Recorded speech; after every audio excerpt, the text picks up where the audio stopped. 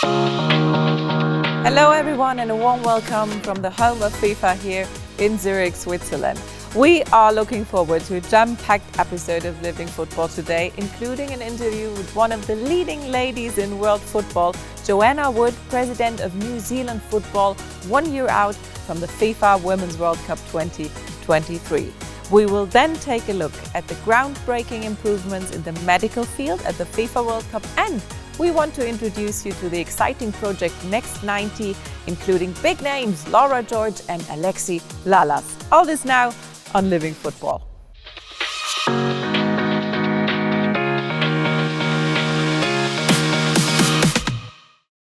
Welcome again to the home of FIFA, yet we start on the other side of the globe because in 1 year's time, on July 20, 2023, the FIFA Women's World Cup will kick off in Australia and New Zealand, the biggest event in the world of women's sport. For the first time, 32 teams will participate, starting in Auckland with the final taking place in Sydney.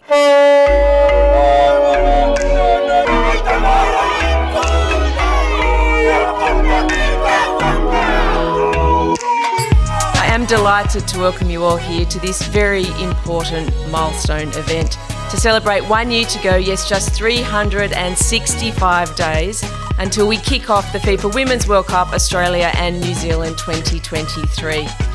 And we are on track, I guarantee you, to deliver the biggest and the greatest ever FIFA Women's World Cup. The tournament that is going to take place here in 1 year is a tournament of many firsts. The first one to take place after 2.5 years of pandemic. The first one to take place in the Southern Hemisphere. The first one that will see 32 teams playing at global stage. And the first one where we will be delighted to also experience unique culture across the two host countries.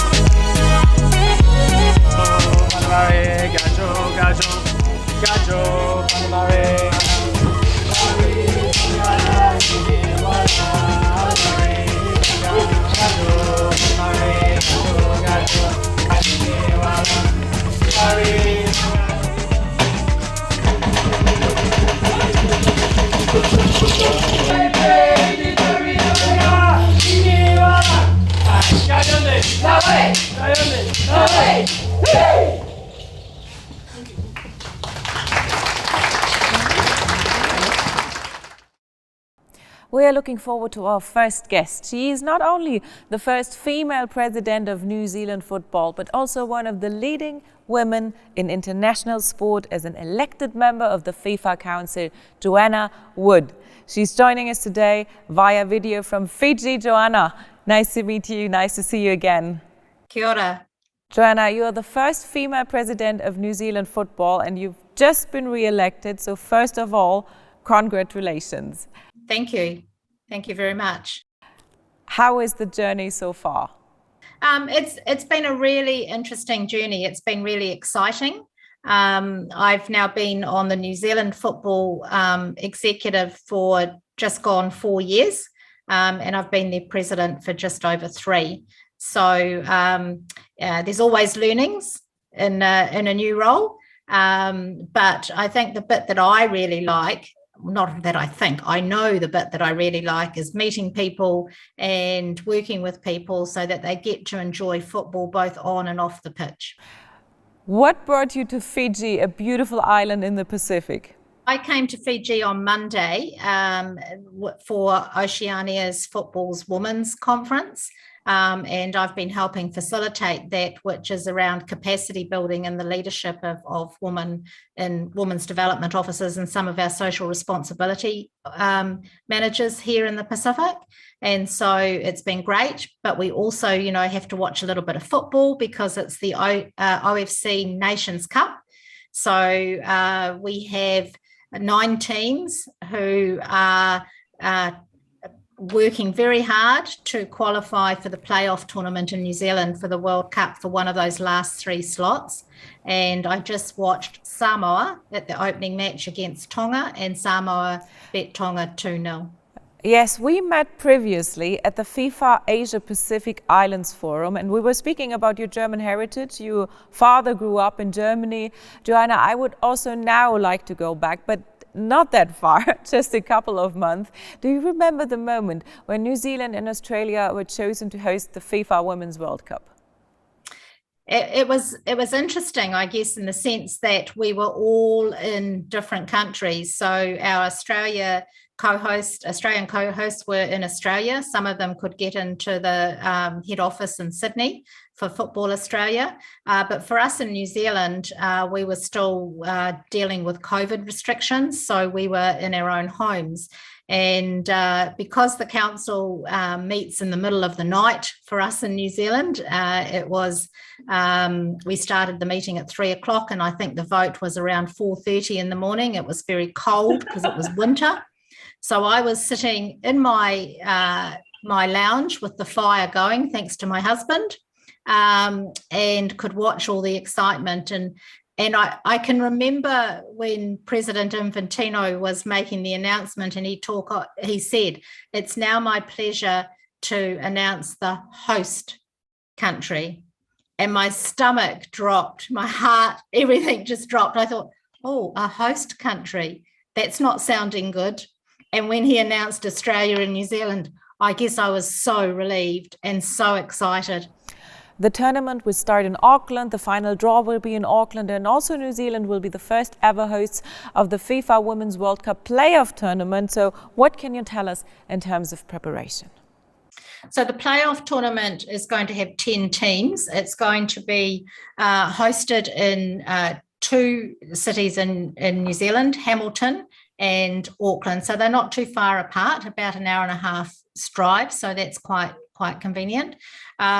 Of those 10 teams, 8 of them will be vying for the last 3 slots for World Cup 2023. So New Zealand will be also playing. So that'll be the 9th team, and then there'll be a guest team as the 10th team. So there's going to be lots of football happening in New Zealand at the end of February. And we're certainly looking forward to that. And I can tell you here at the moment in Fiji, just feeling that excitement with our island nations, with the opportunity for them to be one of those teams, is amazing. I think for New Zealand and even Australia at this stage, while we know that the Women's World Cup is really big, it's one of the biggest tournaments in the world. It is the biggest, I think, for women's sport anyway. That hasn't really sunk in until I think we see the draw in October in Auckland, and until we see the playoff tournaments. I think that's when we're going to see a lot more excitement. Joanna, how has the development of women's football made more countries more competitive at the highest level? We've got this focus on women's sport, but the thing that is helping us develop sport is that FIFA has actually put some more funds since COVID, so $500,000 US for women's development, to get it reactivated for after COVID. So that's really important.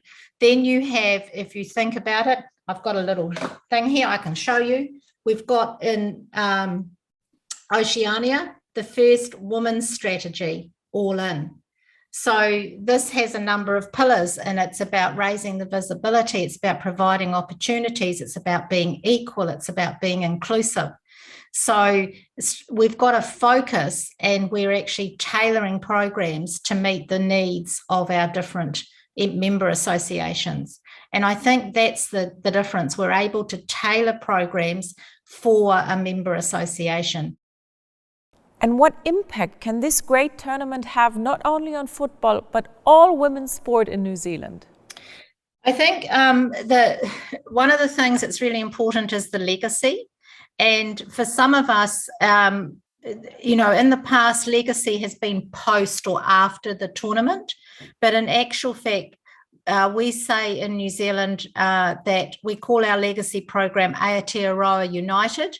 Legacy starts now. So you're starting to see some of our legacy plans develop. I've talked about the Women in Leadership, but we've also in the last season had our first professional team with the Wellington Phoenix joining the A-League. So we now have a professional pathway in our region for our young women to participate in. In terms of all sport, one of the legacies from the World Cup is going to be gender neutral facilities for players. So our stadia are being upgraded to gender neutral facilities, and some of our the training base camps will be as well. And that's come about because we've hosted the Cricket World Cup recently. We're going to host the Rugby World Cup towards the end of the year. And next year, we've got the Football World Cup. So those 3 World Cups have enabled more funding to go into something like that, which is visible, I guess, and is a change for women. We are looking forward to it. Thank you, Joanna. Vielen herzlichen Dank. Thank you. It was a great pleasure talking to you. And we are looking forward to an amazing FIFA Women's World Cup beyond greatness. It's really time for the people to get united, and definitely the Women's World Cup 23 gives opportunity of family to come together, but also people who have been restricted from traveling over the past 2.5 years to be able to come together and experience what will be the most vibrant in terms of cultural diversity, but also in terms of greatness. And the idea is really to take the competition beyond greatness. 3, 2, 1.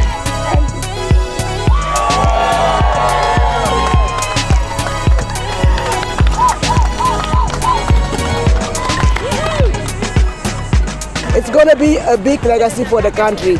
And we've experienced in France, but also in back in 2018 in Russia, that in terms of economic growth, the World Cup brings together many opportunities. The organization is, of course, absolutely important, but what makes the FIFA World Cup, either men's or women's, really special?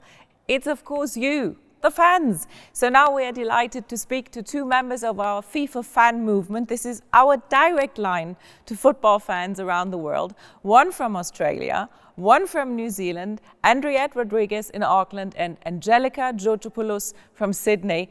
So lovely to see you, ladies. Could you quickly introduce yourself, Angelica? My name is Angelica Georgopoulos. I'm from Sydney, Australia. I live and breathe football. I work in pretty much most areas of the game in football in Sydney and New South Wales. And it's my passion, it's my family. Andriette? Hi, my name's Andriette Rodriguez. I was born and raised in India. I moved to New Zealand a couple of years ago, and I'm calling Auckland home now. I've played football literally my whole life. I'm so passionate about the sport.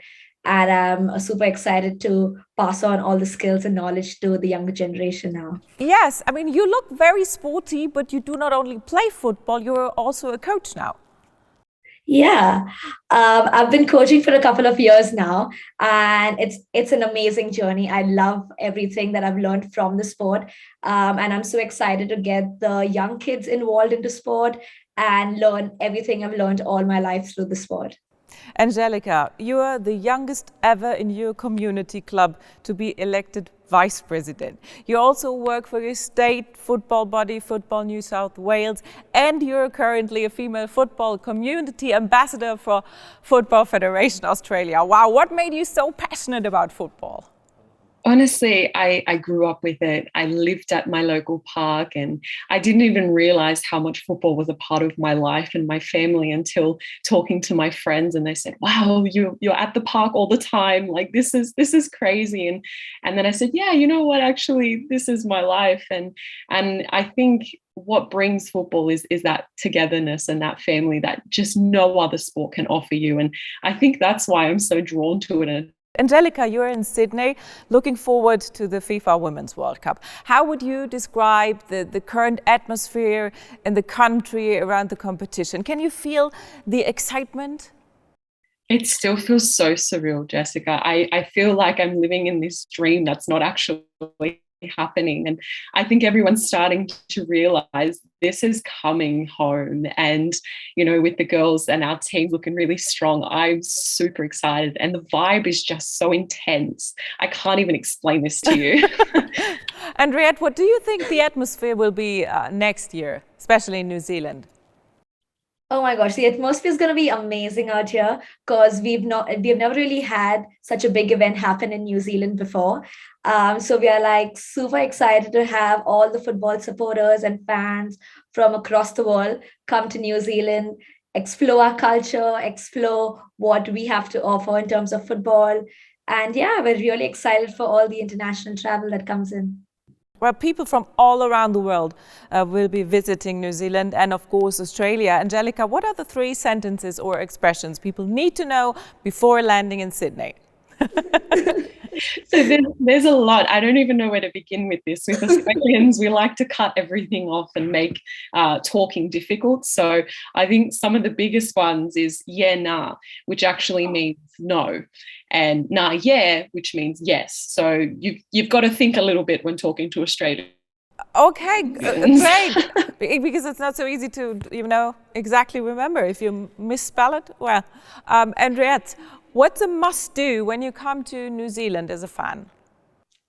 A must-do for New Zealand would definitely be the hikes because it's a beautiful country.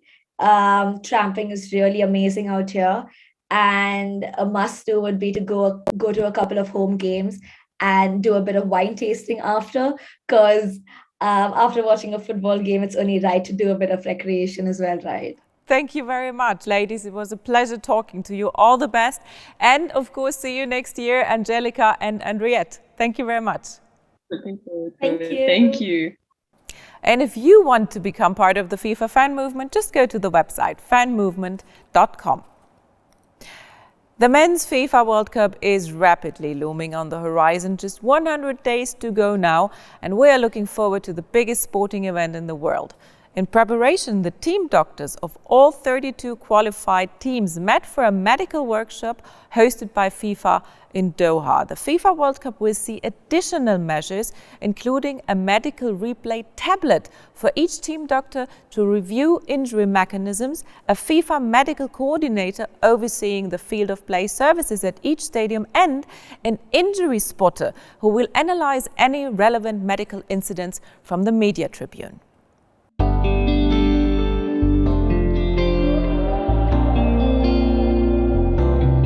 We see our role is to facilitate the team doctors as much as possible. The team doctors are the experts and they have the full autonomy to treat their players. We want to try and give the team doctors as many of the tools as possible to make the best decision in the welfare interests of the players. Today we learn more about the support we get from the concussion management during matches, which is very important to ICU as well during World Cups and matches in general, of course. And with the video systems available, the support from other injury and spotters, and that could help us out as well and warn us if there are any red flags. So that's a good sign, of course. What we know is that brain injuries can take 72 hours to manifest themselves, so it's not a case of just treating on the pitch. There's a longer process than that, not only for how long it takes to manifest itself, but also how long it takes to recover from. So we don't believe in a minimum set period of when people can return from concussion, and the protocol highlights that. What we do say is that there are a number of phases, and those phases need to be respected in order to let the brain heal as best as it can. One of our things is to work against injuries, but the worst time for a sports physician or a team doctor is to have injured players build up to the World Cup. And seasons just started in Europe and the boys are going to be playing. So we are working with a lot of the club side doctors to make sure that we have injury-free players, and we come and do what we can do best. We look upon it as a one-stop mobile clinic, and the idea is that wherever you're playing, training, practicing football at all, if you've got that bag there, you know that all the emergency equipment that you will need for any advanced life support situation is at hand. Well, perhaps another issue that's very important, of course, is the social aspect. Meeting all the other team doctors, preparing themselves also for the World Cup. The issues they have to deal with, and we can learn from each other as well. So that's very good that we gather here in Qatar.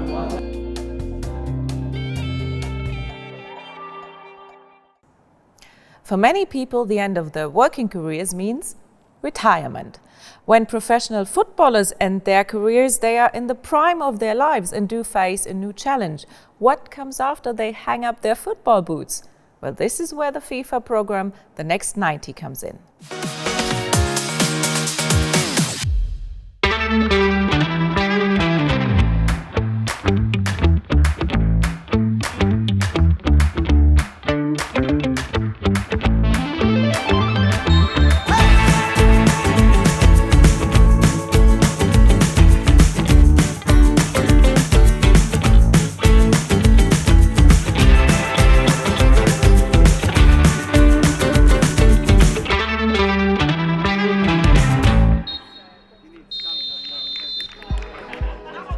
It is aimed at former players who have played at least one international match, former leaders who want to transfer their achievements on the pitch into a second career. This includes French great Laura Georges, who, after a career including 188 caps for her national team, is now leading the next generation as the Secretary General of the French Football Federation. I would say when we finish a career, it's a different game. And I think being guided by professionals, but also guided by other athletes, it's important, and it's a valuable support in order to gain confidence, in order to gain knowledge. And I think that it's also important to learn, to understand better how the executive world is working. And so this is why I decided to go. So I would advise any woman or man, even if they know exactly what they want, it's really valuable to get more knowledge, to get network in the football field.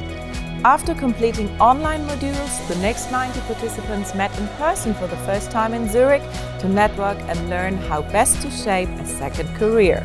One man who has already proven his ability to do just that is Alexi Lalas, a former United States international who went on to be the president of several professional clubs in Major League Soccer. You were successful as a player and you want to be successful in life, but you also have to accumulate tools, and you're coming into a world now that you are not the master of, that you have, for the most part, very little experience. And that can be scary, and that can be intimidating. And so if you have people that can help you in that transition, then you're going to be better individually, and whatever you're working for, whether you're making whether you're working for somebody or whether you have your own enterprise, it's going to be that much better. The program offers a transformative learning journey that harnesses participants' potential and provides them with the framework and techniques to design their next 90 and acquire the relevant know-how to thrive as leaders. This doesn't even have to be in football, as discovered by Scotland's Gemma Fay, who now works for Scottish Rugby. So working in the media, it's really beneficial when you take that into a business setting, because you have to be clear, concise, to the point. And when you're working in business, be it in a boardroom or they're speaking or pitching an idea to a CEO, they really have 30 seconds. So you need to get your idea across in that time frame. More information on the Next 90 is of course available on FIFA.com. As you all might know, for the FIFA World Cup Qatar 2022, FIFA has committed to staging a fully carbon-neutral FIFA World Cup and, together with the local partners, to leaving a positive legacy for environmental protection. In addition, FIFA is committed to doing the same for all future FIFA tournaments. But that's only one aspect of FIFA's climate strategy. To raise awareness, FIFA President Gianni Infantino recently raised the green card for the planet.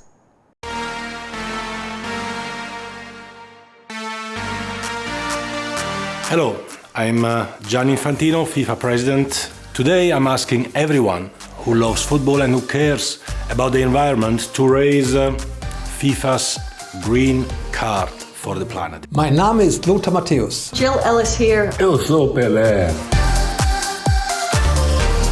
Hey, I'm Alexi Lalas, and I am proud to commit to the FIFA Green Card for the Planet campaign. I'm so excited to join the Green Card for the Planet campaign. I gave out yellow and red cards when I was a referee, but now I'm showing you an even more important card, the green card. FIFA is playing its part with our aim to make the FIFA World Cup Qatar 2022 carbon neutral. So I call on all of you to raise the FIFA Green Card for the Planet. I commit to ensuring that I will cycle every day. Plantando árboles. My family and I commit to reduce our carbon footprint. And I pledge to buy more local products. Usando menos agua. I'm supporting this campaign by limiting my use of plastic and cleaning up the shoreline of San Diego. I'm calling all players and former players to join us and help us preserving our planet by raising the green card. It's up to you guys. FIFA Green Card for the Planet. La Green Card for the Planet. Green Card! Thank you.